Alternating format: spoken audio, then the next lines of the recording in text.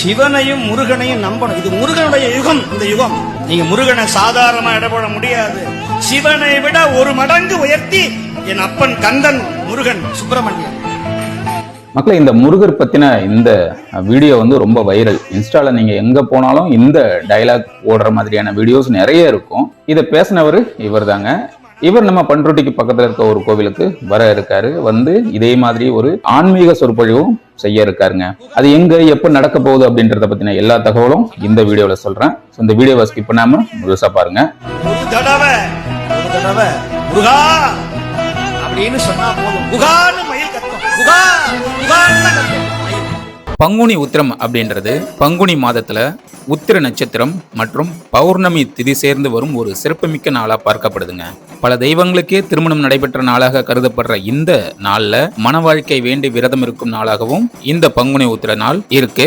இவ்வளவு சிறப்புகள் பெற்ற இந்த பங்குனி உத்திர திருநாளை ஒரு வரலாற்று சிறப்புமிக்க 1000 ஆண்டுகளுக்கும் மேலான ஒரு பழமையான முருகன் கோவில்ல நடைபெறும் பங்குனி உத்திர திருநாள்ல நீங்க கலந்துக்கணும்னு நீங்க ஆசைப்பட்டீங்க அப்படின்னா நம்ம கடலூர் மாவட்டம் பண்ருட்டி வட்டத்துல தொரப்பாடி என்ற கிராமத்துல அமைஞ்சிருக்க இந்த குமரன் கோவில்ல 12 நாட்கள் பிரம்மோற்சவ திருவிழாவாக இந்த பங்குனி உத்திர திருவிழா ஒவ்வொரு ஆண்டும் சிறப்பா நடைபெறுதுங்க. வரும் பங்குனி 9ஆம் தேதி, அதாவது 23/3/2026 அன்று கொடியேற்றுதல் நிகழ்வோட ஆரம்பிக்குதுங்க. தொடர்ந்து 12 நாட்கள் நடைபெறும் இந்த பங்குனி உத்திர பிரம்மோற்சவ விழாவில் முக்கிய நிகழ்வா பங்குனி 16ஆம் தேதி 30/3/2026 அன்று சுப்பிரமணிய சுவாமிக்கு காலை 10 மணிக்கு அபிஷேக ஆராதனைகள் நடைபெற்று மாலை 7 மணிக்கு திருக்கல்யாண வைபவம் நிகழ்வும் அதனைத் தொடர்ந்து அன்னதானமும் நடக்க இருக்குங்க.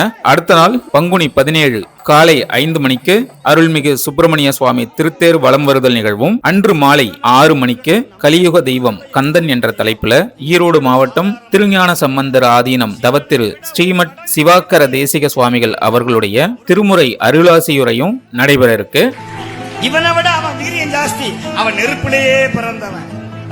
இவன் எங்க பிறந்தான்னு தெரியாது. இவன் அனாத. அவன் அனாதிக்கும் அனாதி.